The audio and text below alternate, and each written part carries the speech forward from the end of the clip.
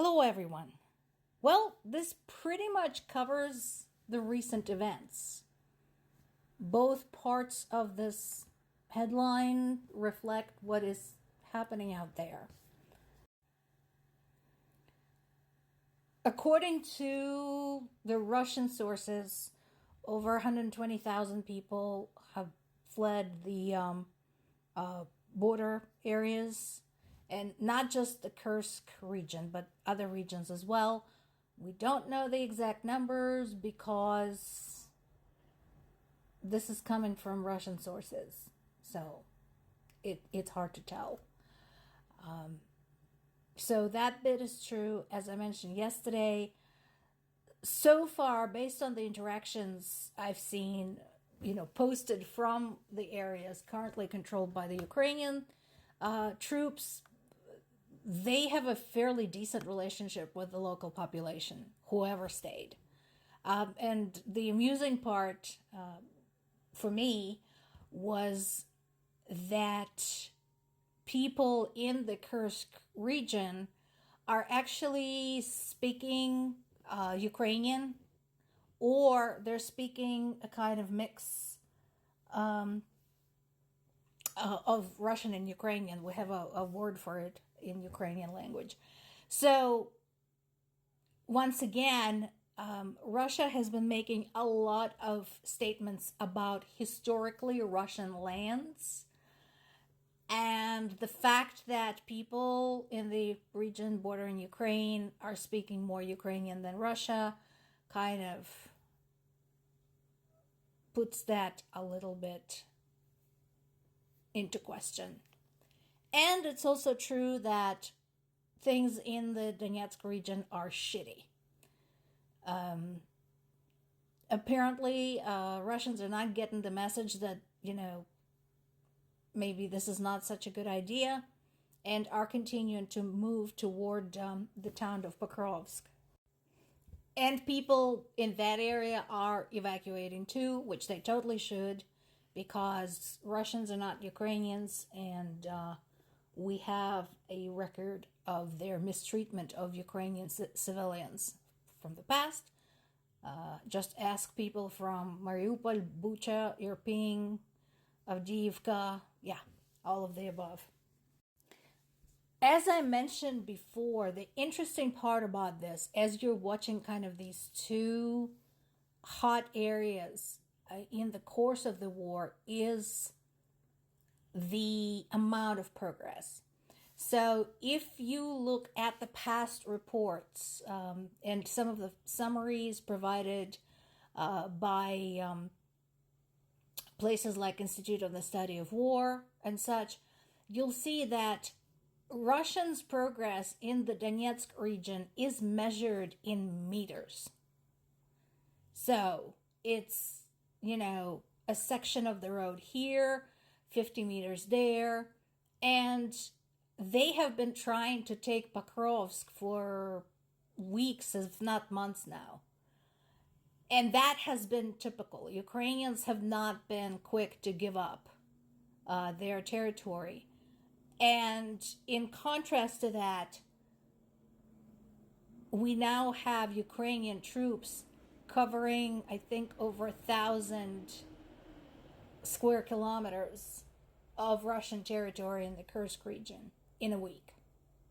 So, again, kind of puts things into perspective. This is the updated map of the Kursk incursion. So you can kind of see it's the interesting thing is that it's kind of heading in different directions. So there's like a couple of branch outs over to the north. There is definitely a creep toward the south. So yeah, you can kind of see where it's expanding. And I think it looks like they're trying to basically establish a solid foothold over there all the way in the north, just north of the town of Sumy. And an update on the oil depot. Remember I told you there was a big one Yesterday, or actually I found out about it yesterday. The hit itself took place 3 days ago. And so far, no go. They have firemen on the ground, but the damn thing is still burning.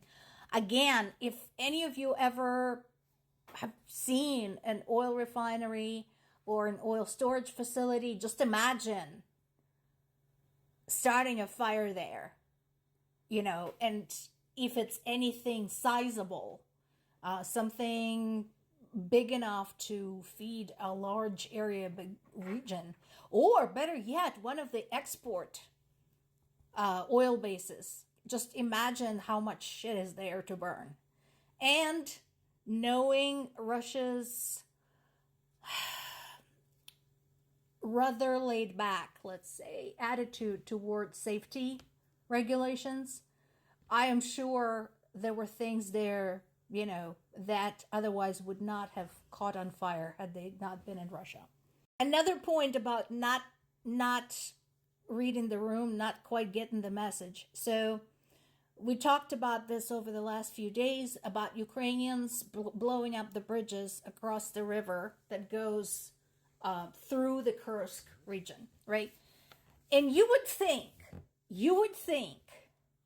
that the opposing army would get the message that the river is a target, okay?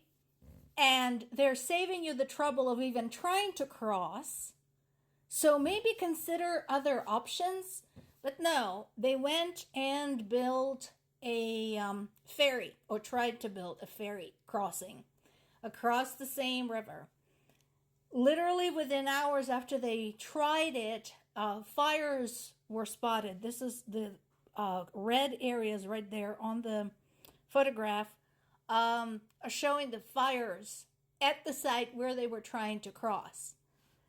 Sometime later, the image of the same exact area showed no more crossing. It literally disappeared, and a big cloud of smoke in the sky. So you guys draw your own conclusions about the qualification of the Russian army. I asked my father, in response to the mentions by the Russian media that, Putin is retraining and sending some elite troops to fight Ukrainians in the Kursk region. It's like, is that true? It's like, where are they going to get them from? It's like, no, it is not true.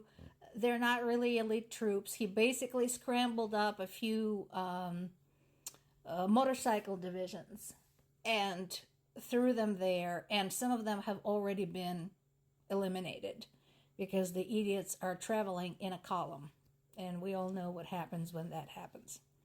So, good news and bad news day, I guess.